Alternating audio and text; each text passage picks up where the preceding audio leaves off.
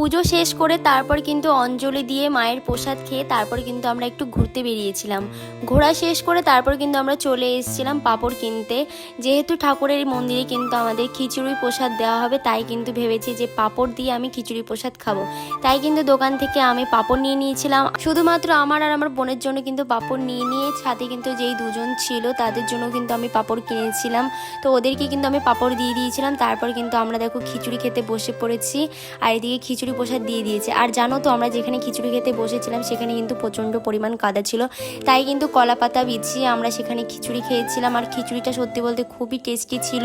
মায়ের প্রসাদটা জানি না এত ভালো লেগেছে আমার। খিচুড়ি খাওয়া শেষ করে কিন্তু আমরা দুই বোন বাড়ি চলে এসেছি। বাড়িতে এসে কিন্তু আমরা ড্রেস চেঞ্জ করে তারপর যাচ্ছিলাম আমরা তিন বোন মিলে আমার জেঠু বাড়ি। জানো তো জেঠু বাড়িতে কিন্তু বিকেলবেলা পুজো, তার জন্য কিন্তু আমি এই বাড়িতে পুজোতে আমি থাকতে পারিনি, যেহেতু আমি মন্দিরে পুজো দিয়েছি তাই জেঠু বাড়িতে আর আসা হয়নি। তাই বিকেলে এসেছি, পুজো শেষ হয়েছে তারপর কিন্তু আমরা প্রসাদ খেতে এসেছি।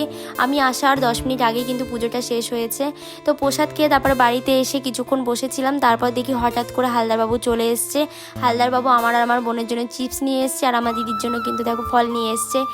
তো আমরা কিন্তু এখন বাড়ি যাব, তার জন্যই কিন্তু আমার হালদারবাবু এসছে আমাকে নিতে।